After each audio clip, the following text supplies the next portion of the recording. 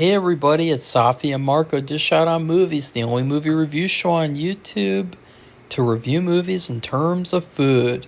It's just Marco here once again, and I am here today to rank Cobra Kai characters. I gotta say, I think that this video is probably not going to be as good as the season's ranked video, because a lot of these characters, I don't even know their names. Some of them I don't even remember. And then some of them, I don't even remember, like, what happened with them. You know, like, I know who they are, but it's like, what happened? What happened to that character?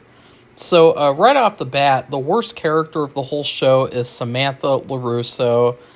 She started off as being a questionable character, but I grew to kind of like her a little bit. I mean, she kind of went up and down, and I never really was a hater. I never was a Samantha hater. A lot of people hate her character. I never really got onto that train. But then in the final season with the whole storyline where she quits, it's like, okay, I really actually do hate her now. Because her character was completely for nothing. Like, seriously, like she basically had no reason to exist on this show other than to be a love interest to the other characters. And also, I guess, like, help Daniel realize a message that, like, no, be there. Like, that doesn't apply if you're in a tournament in the semifinals. There's nothing honorable about a quitter. It's honorable to fight. Even if you don't want to fight, if you're in a tournament, you fight. That's what you do. And so, like, F. Samantha, her whole character, like, what her character at the very end, what, she goes off to college. Like, who cares? Like, who fucking cares? Next up is the old man master of Cobra Kai. This character, you know, they dressed him up like a Mortal Kombat character, and he was just basically like a caricature. Next up is Miguel's father. This guy, after all the build-up to, like, Miguel going to Mexico, the dad just ended up being, like, a complete waste of time. I mean, he really was, like, one of the biggest letdowns of the series. But then again, Miguel turned into a drip, too. Next up is the school counselor. She was trash. You know, she wasn't supportive at all. She was a terrible character. Next up is this little kid with glasses. I don't know what his name is, but, like, yeah, he didn't even have a character, so he was trash. Next up is Johnny Lawrence's ex-wife. She was just really, really generic. I mean, she was really, like, cliche, her character. And then finally, at the end of the D tier is Mr. de Guzman. Now, I gotta say, like, whenever I think of that scene where he gets first reintroduced and Terry's like, let me reintroduce you to Mr. de Guzman. It's like, who the fuck is Mr. de Guzman? It's like, he can't even say his first name or something. Like it's just, it's so bad. Like, just imagine if, like, you went up to, like, someone and said, hey, let me reintroduce you to Mr. de Guzman. It would be like, who the fuck is that? And so, like, yeah, like, I feel like Mr. de Guzman needed a better character. I think that they did him dirty. They made him into kind of a joke. I mean, like, I feel like you could do prank calls where you call up a store and you say, hey, do you have Mr. de Guzman in your store because we've lost him? You know, like, you could do that, like, as, like, a line at a party, like, as a way to leave. Like, I gotta leave.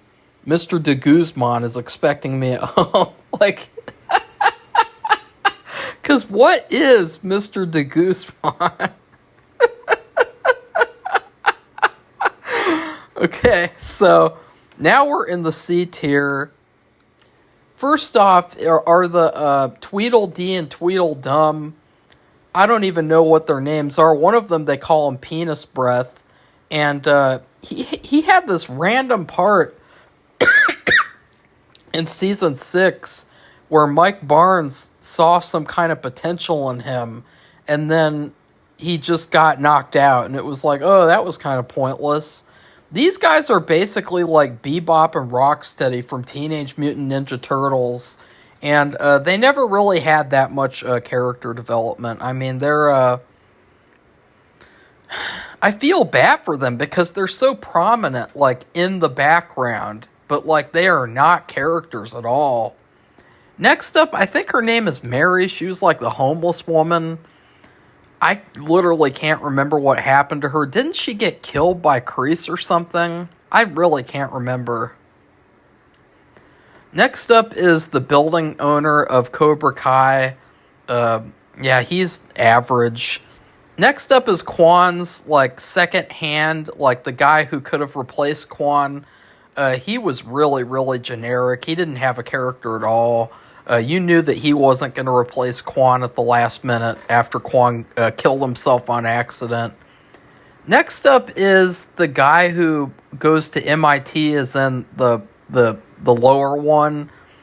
He's okay. I mean, he's really not a great character. I mean, the hilarious thing is that how, like, they try to pass him off like he's a high schooler. You know, that's pretty bizarre. Next up is Johnny's friend who died of cancer in season 2. I can't remember a single thing about him except, like, he had a brawl in the bikers club. Next up is one of the announcers, I guess, of the tournaments, I think. Average character. Next up is it Anush or the other guy? I really can't remember, but he was another character that never really got very much development. He might as well have been like a cardboard cutout. Next up is Ed Asner, and I literally just put him this high because he's Ed Asner, so he kind of deserves it. You know, because he was awesome, and yeah. Next up is Kumiko.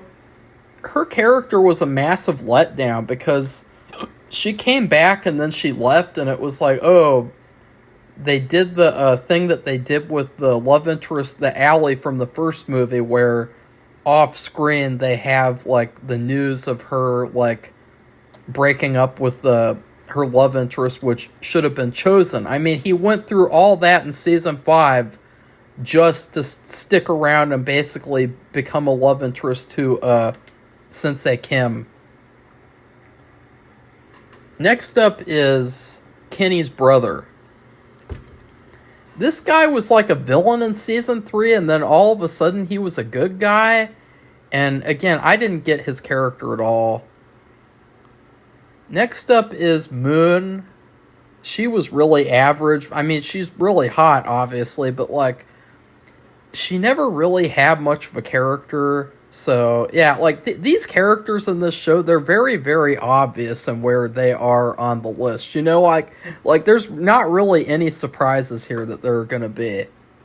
Then next up is Anthony LaRusso. Wow. This character, like, they brought him on so that they could have this twist on the original Karate Kid, but then they never really did anything else interesting with him, and he just kind of got shafted in the final season. So, you know, who knows? Maybe we'll see something interesting with him in the future. Lastly, in the C tier is Devon. It's hard because the picture does not look like Devon, to be honest. Like, it hardly looks like her. I can hardly tell. But, like, Devon's character, she started off as being, like, a really underrated character, and I thought that she was done dirty, like, in Eagle Fang. But then, like, in the final season, they basically used her character to talk about the message of, like, winning isn't all that matters. And so I really felt bad because they completely shafted her character too. And again, maybe she'll have a prominent role in a future spin-off series. Now we are in the B tier. First off is the bully of Miguel in season 1. I can't remember his name either. He had kind of a strange character arc where he was a bully, but then he was kind of like not, and then he joined Cobra Kai, and didn't he become like a hardcore bully again? But then he was kind of more of a follower to another bully. Like, yeah, I really can't remember, but his character just kind of faded away like fucking Avengers Infinity War, with like all of them fading into the air like. I mean, they really turned him into a joke. I mean, it's almost like they were making a mockery of what happens to bullies. Because I gotta say, guys, like, what happens to people that thought they were hot shit in high school, they, God, it makes me so upset that, like, I really thought something of certain people when I was in school, when I see what happened to them. And, like, he is a prime example of that. So I guess that was the point. Next up is the priest friend of Johnny's. I thought that he was a nice character. He didn't really have much that made him, like, I don't know. Like, he was basically a good cameo character. Next up is Quan. He was pretty good. I thought he was an okay villain. He was a little silly. He was kind of like Chosen, honestly. Like, I just thought he was like a Chosen 2.0, Chosen Jr., and the whole ending with him falling on Kreese's knife is really, really silly. I mean, wow. Yeah, I guess it's like, what if Chosen got killed? You know, what if Daniel did not spare him and killed him in that fight in Karate Kid 2? Next up is Lucille, Daniel's mother. Obviously, I'm going to put her up this high because she's Daniel's mom. Next up is Stingray. He had some good moments and stuff, but, like, he was one of the characters that probably should have got more development in Season 6. Because he had a great start where in the first episode, he's like, you know, Johnny, come back to Cobra Kai. It's your fighting style. You can make the dojo into what you want to make it. You can turn it good.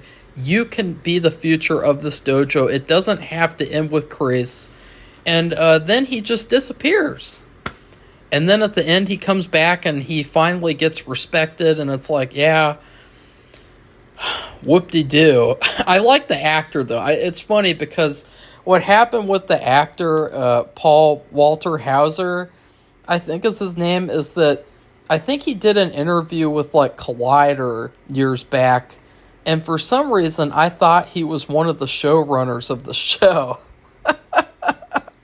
And so when I went to watch Season 2, I was like, oh, hey, one of the showrunners is on the show. Is Stingray. That was, like, one of my biggest, like, embarrassing mistakes as, like, a reviewer, is I was that, like, convinced that he was, like, one of the showrunners. Next up is, I don't know her name, Anusha's wife or the other guy's wife, I don't know, but him and his wife, you know, I gotta say, I liked what she did with Daniel and Johnny at the end there, where she, or whoever, I can't remember, but, like, forcing those characters to talk to each other and sort of confront their problems. I thought she was fine. You know, she was a B character. Next up is Allie. She was kind of disappointing. She comes in and it's like, look, after all this time of that disappointing beginning of Karate Kid 2 where she just randomly breaks up with Daniel, she comes back and it's like, whoop-de-doo. It was basically just like a fan fiction-y kind of cameo. It never really led to anything more important to that, and I think that that was kind of a shame. Next up is the final announcer on the show who announces Johnny's fight. He's another okay character. Next up is Axel. I actually kind of liked Axel's character, but he was basically like an Ivan Drago ripoff. But the thing that I liked about him was that he wasn't just a one-dimensional villain. Like, they made him sympathetic. They made it to where he was kind of like Johnny a little bit in that he was being abused by his sensei. And then at the end, I liked that he stood up to Sensei Wolf and left him. But I hated the thing with, like, his infatuation with Sam, because it's like, wow, of all the characters to be infatuated with, it's like you pick the weakest character, and you have the fact that, like, what's sad is that that he could have won if he didn't have such a thing for Samantha, because if Miguel wasn't Samantha's boyfriend, he would have broken his back. So I think it's sad. It's like, I think that Axel, he's kind of an underrated character. I was really a big fan of, like, these newer villains that they added in, because, like, I was like, okay, I like this. I like the fact that they're not just, like, sticking with the old villains that we've seen a million times, because it's like, it's much more interesting to take a chance on these newer characters. And then the final person of the B tier is Aisha. She was a great character in season 1 and 2, but then she left, so yeah, that was kind of a letdown. Yeah, that was kind of a So now we're in the A tier. First off is Jasmine, I think. Honestly, I have no idea why I put her in the A tier. I mean, I don't even think she's the, like, I don't know. Like, I guess it's because she was a mean girl, and then she kind of changed, and she got with Dimitri, I guess. But, like, yeah, she's okay. Next up is Zara. I gotta say, Zara is a 10 out of 10. I was not ready for Zara. She was fire. I wish that we could have seen more of Zara. She was a rapist, but it's the character that can't. Well, no, it's not, because she's a rapist, and that's a part of her character. Okay, I don't know. I can't. The actress in real life isn't a rapist, so, like, I can't defend this position anymore. Like, I really just put her here because I think she's hot.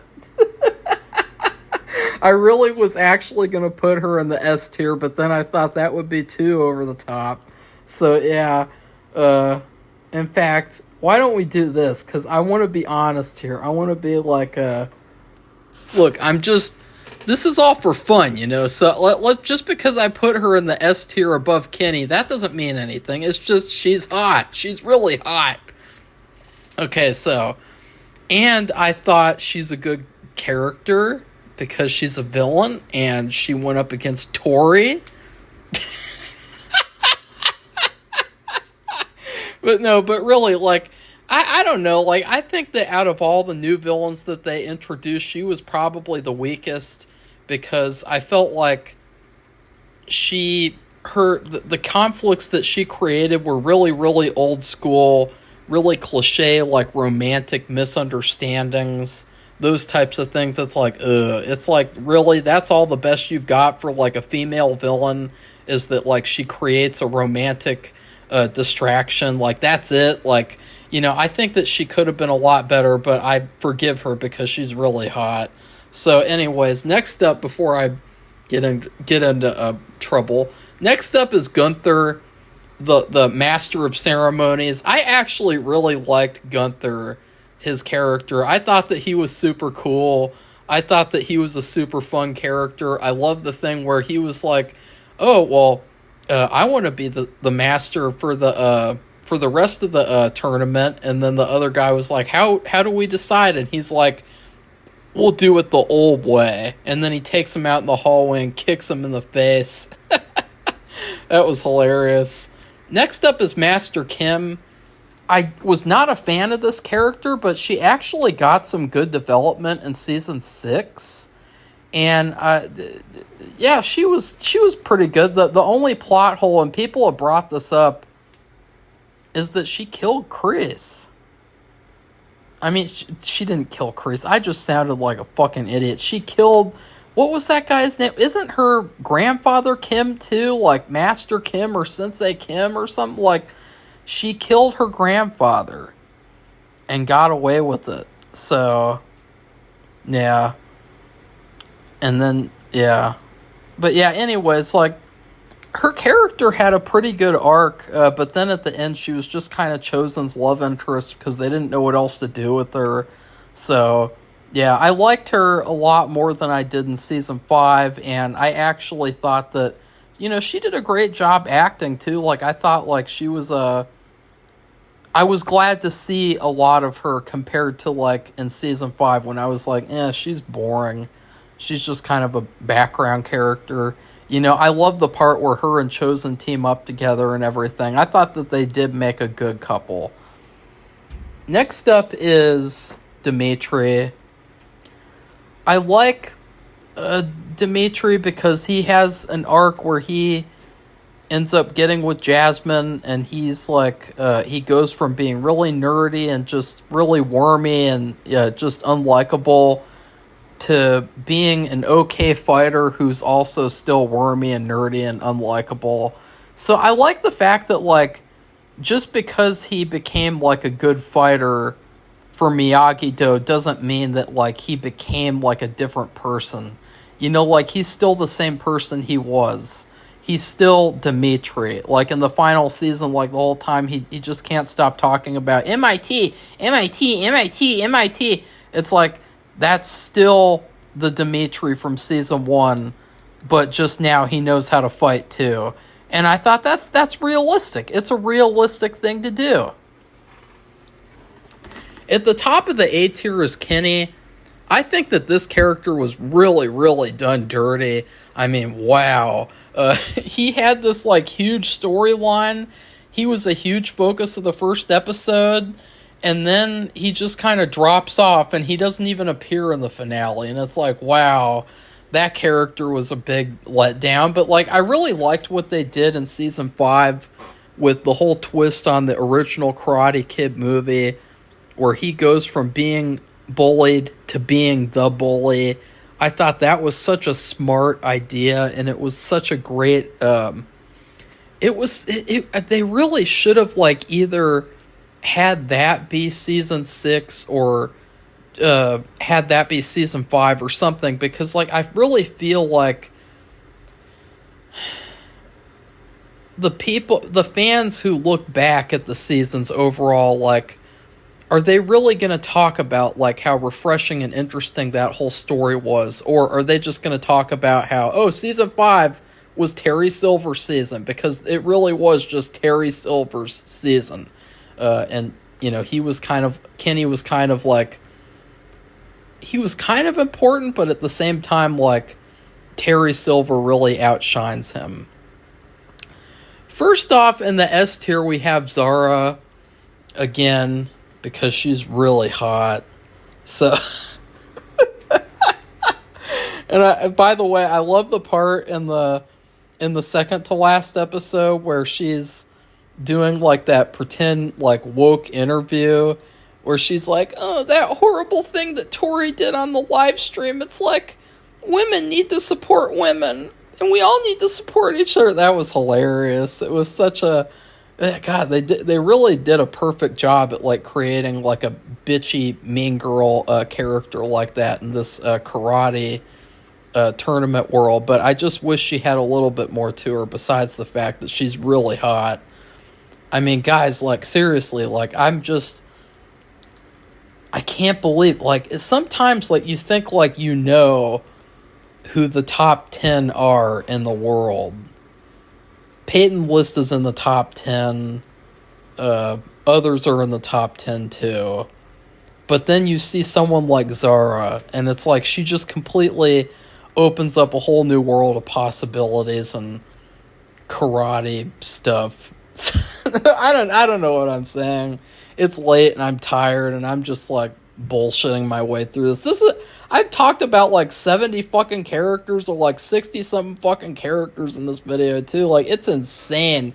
And most of these characters are super flat and one-dimensional. Next up is Robbie. he had a lot of great character development, but I gotta say, like, after becoming such a strong character and fighter in season 5, to where he was basically like an unstoppable force, in season 6, they just completely fucked him over.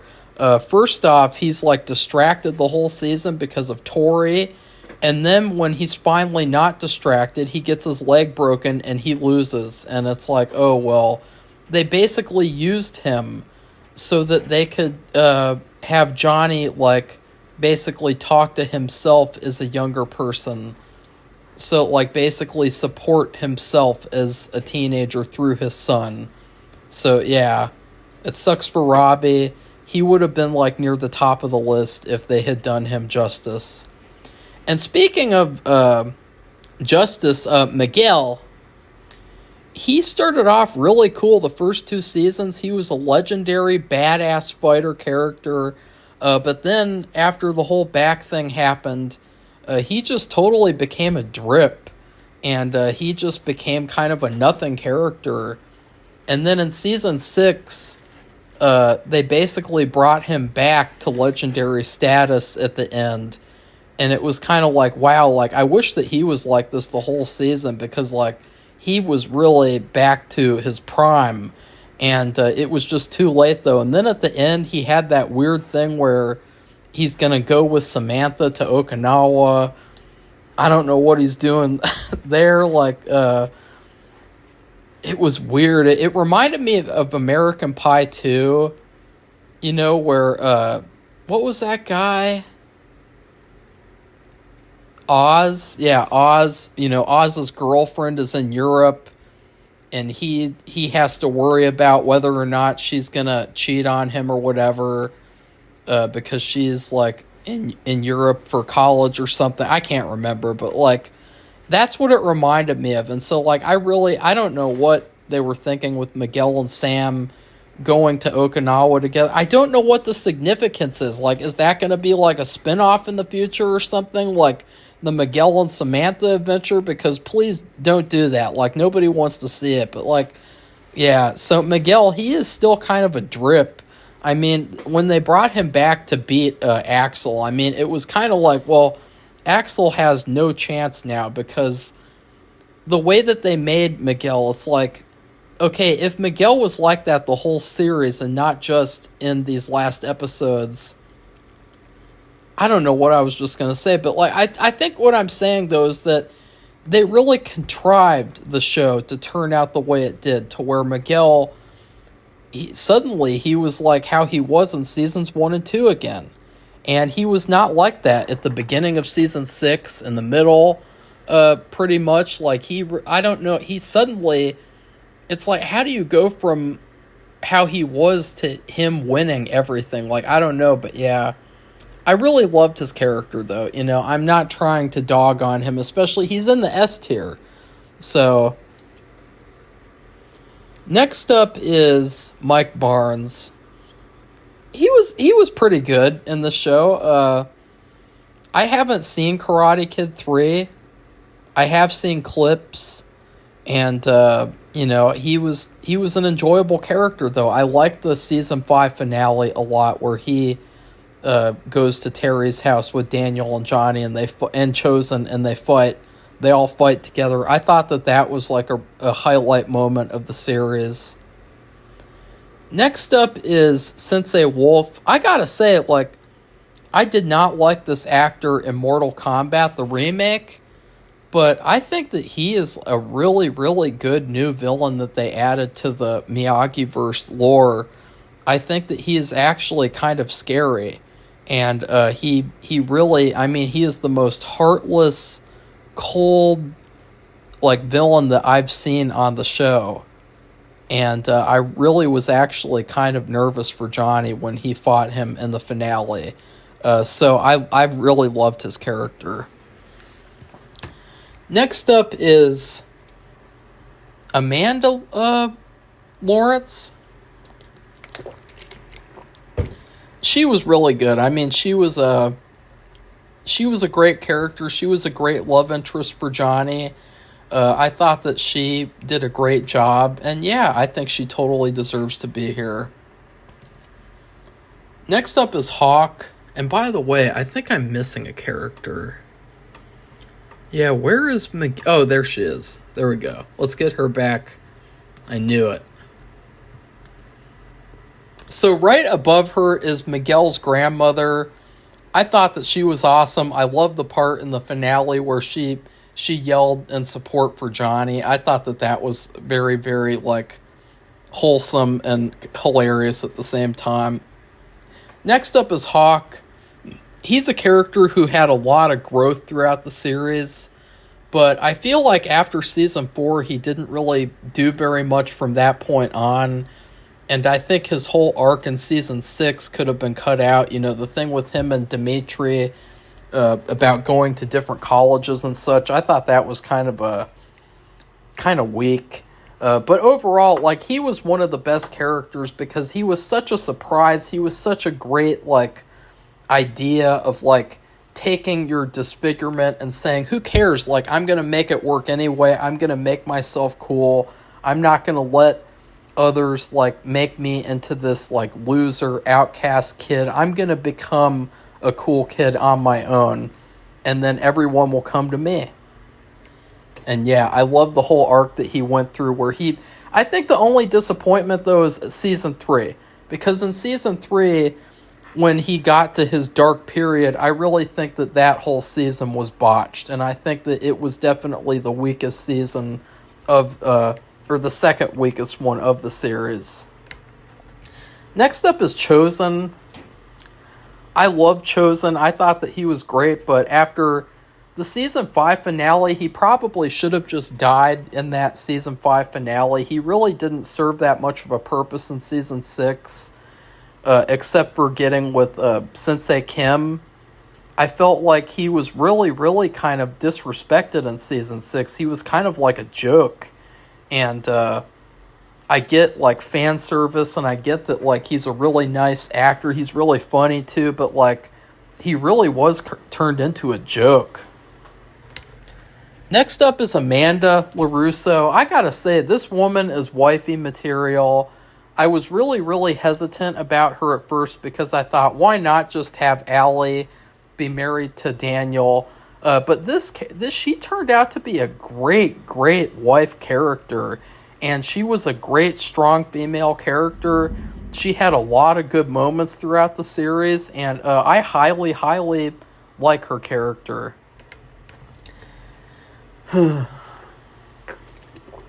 God, so many characters. Next up is Chris.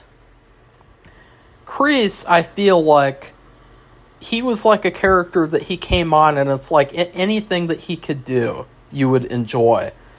The problem is, I really feel like his character was inconsistent. I feel like after season 3 was such a letdown, I really wish that we could see him as a real villain the way that he could have been in season 3.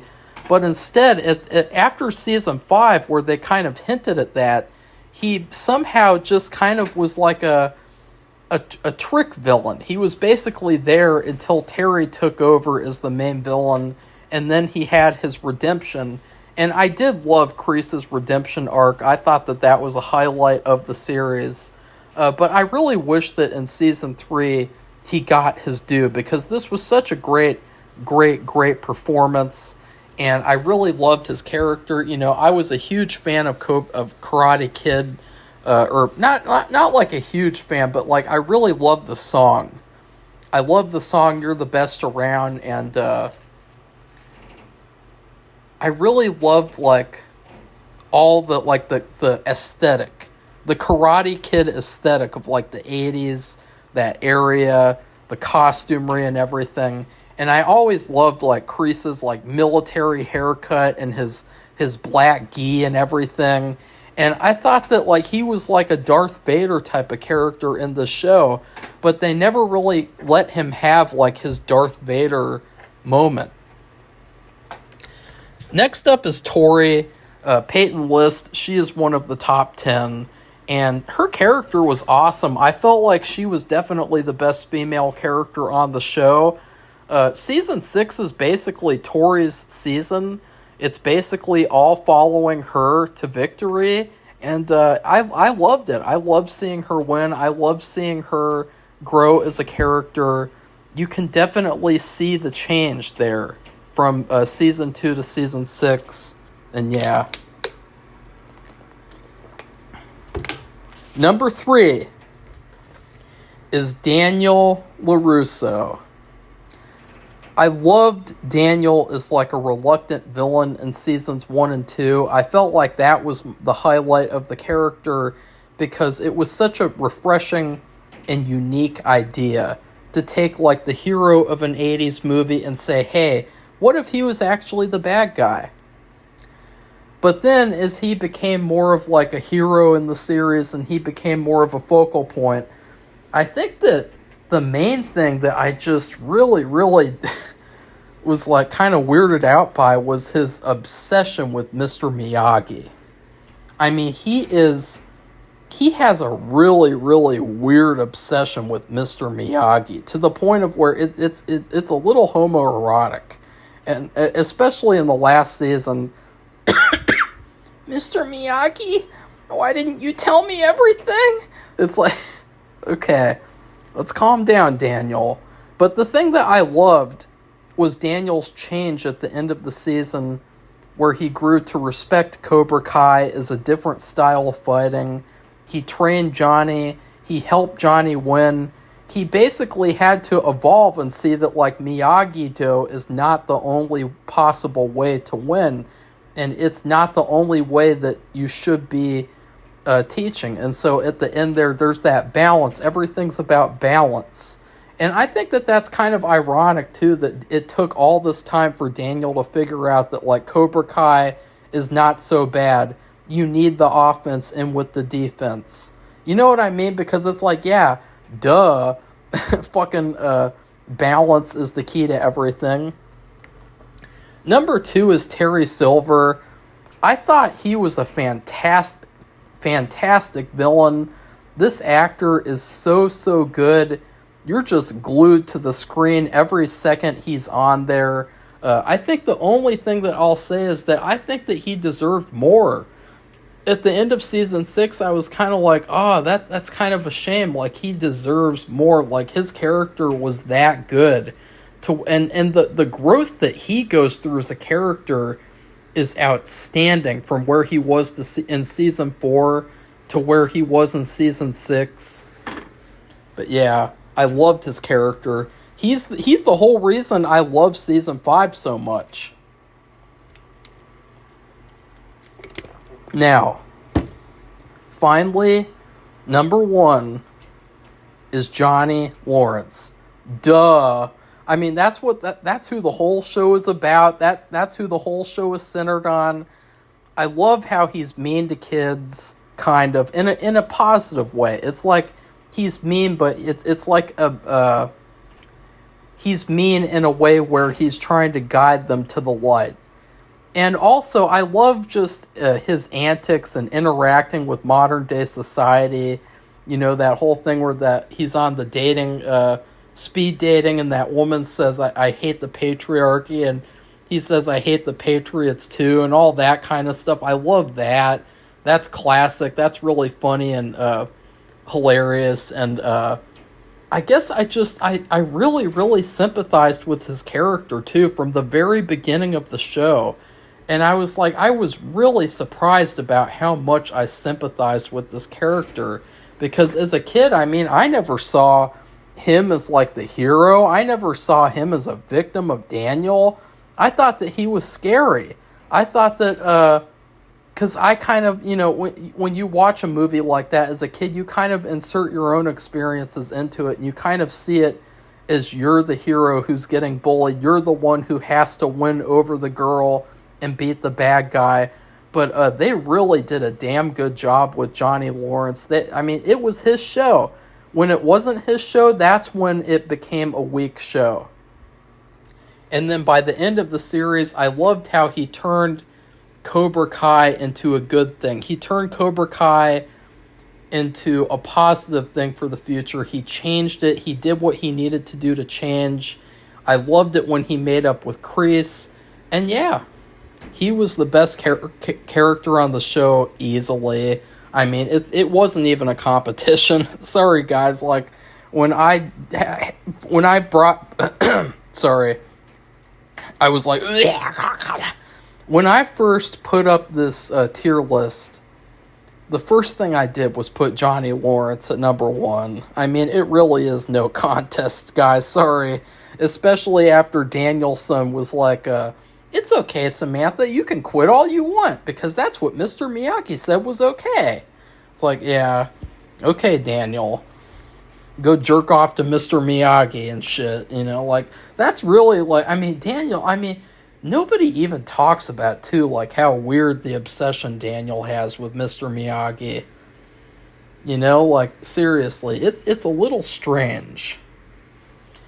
So please like this video, comment, who are your favorite characters? Who are your least favorite characters? Do you agree that Samantha is the worst? And then please subscribe to our channel if you'd like to see more honest reviews. Hopefully this will not be the last Cobra Kai video.